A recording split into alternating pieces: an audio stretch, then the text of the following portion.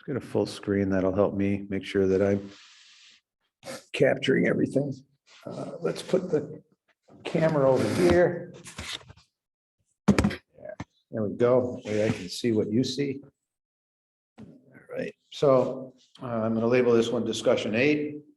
I thought I would just give you a basic cubic and put it in graphic form so we can see the interplay of the cubic and linear term. This is the graphic form for a cubic. I'm talking about a greater than 0 here. For a greater than 0, there are 3 types of cubics. We'll call that A, B, and C. So at the point of inflection, things are decreasing. Here they're 0, and here they're positive.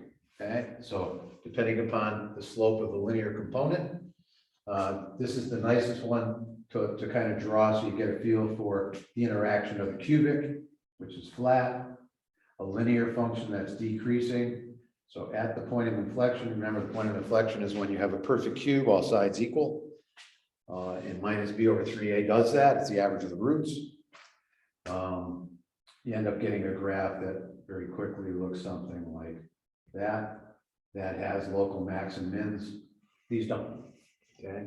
So the way we find those x values later in the video, we'll know if we get a square root of a negative or a square root of 0. Square root of a negative would be this one. Square root of 0 would be that one. Square root of positive is going to be this one. All right, we'll show you where that comes from. Don't think I'm going to show the geometric implications here. I'll save that for another video. Hopefully I'll get to make it. We'll see. All right, so I think I'll take these glasses off. That'll help me. There we go. So graphing form is really a cubic and a linear. All the constant does is raise or lower the point of inflection. And the slope of the linear component can be found very easily by c minus 3ah squared. And remember what h is, minus b over 3a. I think in an earlier video I said x minus b over 3a. So x plus b over 3a. If we were expanding this to see algebraically where this comes from. All right, so what do we know? Well, we know the y-intercept is 0, 7. So we know that. We also know that we're going down at 50 to 1. If you're just joining this video, you have to look at some of the others as to how we did that. And we also know that eventually goes up and down on the right and left. And so we got some kind of, if I get rid of this, we've got some kind of, get rid of that, some kind of graph that's going to look like this. And we're trying to make the point of inflection now. That kind of looks like the point of inflection, so it wasn't supposed to. Point of inflection is well, could be, but I doubt it. So let's have at it, and let's just do the mechanics. All right, so what would we start with? Well, we start with minus b over 3a, average of the roots. In this case is 18, so negative 18. The opposite of that over 3 times 2 is 6, so negative 3. Okay, and so we want a cubic that is x plus 3 cubed, so that when you drop a negative 3 in, you get a 0, and x cubed at 0 is flat, so that's a flat part of the graph. We also already have the a term, so you just take it. There are ways to find it if you have another video. All right, and so this is going to be the linear component x plus 3 plus k. We can find either k quickly or m. Let's find m. So m is c, which is minus 50, minus 3 times 2 times h, which is negative 3 squared, which becomes 9. Maybe I should write it as negative 3 squared. Might be better for folks who are just starting to look at this. So we got minus 50, minus 6 times 9, minus 54, minus 104. So that's pulling down at a pretty good rate. And these components are moving in the other direction. I'm only talking about x values bigger than 0 right now. So these are pulling up. That's pulling down, and this is going to win right now.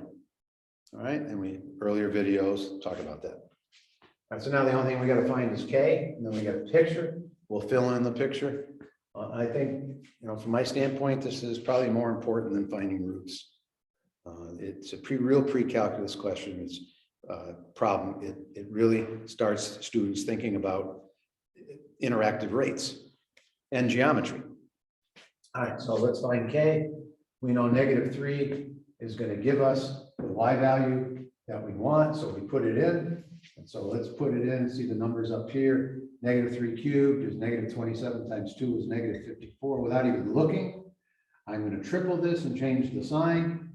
And there's geometric reasons for that. So 162, -3 times -50 is positive 150 and plus 7. Okay, so what do I get? I get a fairly substantial positive number. Okay, well that's important because sure looks like we had 0.7, right? 0.7 going down, and so we're going to be going eventually up, right? I don't really know anything about the altitude yet, and so this thing really is. There's the point of inflection. It's drawing into it. All right, boom, boom, boom, boom, boom. So I've got a point of inflection all the way over here. But let's find it first. Oh, I just did. 150, 312, 312, 319, pretty close to 320. Let's put it down. 319, keep track of it, -54. Okay, so -54, I gotta do this, I'm tired.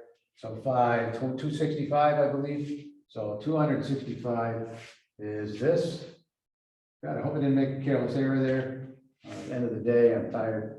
Let's make some space here for the drawing.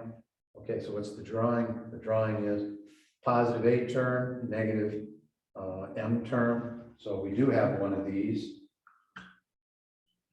There's the point of inflection at -3, 265. I know that I'm going down at -104 to 1. This X value can be found by H plus or minus the square root of minus M over 3A. All right, so that is -3 plus or minus the square root of 104 divided by 6. So that's this X value, that's the X1. I'm sorry, X1 is the minus, right? Just like the quadratic formula, you're moving in the negative and positive direction. Okay, and minus B over 3A works whether you have 3 real roots or 2 imaginary and 1 real. It still works, still the average of the roots. And then this is going to be, local min is going to be found by, what did I say? -3 plus the square root of 104 divided by 6. You can work with that to get a little sense of where that's happening. Plug those numbers in, of course, you get the Y. So we got the max, we got the min. We can see from this that 0.7 is still going down significantly. So this is probably a positive X, definitely a negative X. And that's basically just some general information that comes from these formulas. And they're not that hard to memorize. We could go to calculus now and prove that -104 is the linear component. Folks may not have known that, but all right, so calculus, what's the derivative? I'm going to work with a derivative now. Purpose of these discussions is to get to derivatives, but we'll just check it with one now. So y prime and -3, find y prime first. So we got 6x squared plus 36x minus 50. And now that we have that, this is what's giving us the slope, the point of inflection. That might have a little more meaning on the interaction here. So -3 squared is 954. So without looking, I know the next is -108 because what we have here is a minimum, right? And this is where it's going down fastest. You know, negative number, you know, might be bigger than some other name, but it's going down fastest there. So that's a minimum rate. Let me check it. -3, -108. Yes, -50. I forgot what I'm finding. Oh, yes, I'm finding -158. 158 plus 54. Oh my, guess what we get? Oh yes, -104. Oh yes, so verified from working with derivatives. So a lot of interesting things to chat about here, especially the 2-to-1 ratio for the quadratic. when we just did the derivative, the 3-to-1 ratio, and it all comes from geometry. All right, and maybe do that in a future video. But that's the general idea. If this had been positive 104, that had been a positive 104, then at the point of inflection, we would have been going up. So we would have been just drawing something like that curve. Right? That's helpful to know. All right, so that's just a quick what you can do with it if you want to put it in graphing form. All right, so much for that video. Hopefully going to talk a little bit more about the geometric aspects of it. I can't remember the things we've covered now, getting old. All right, have a good one.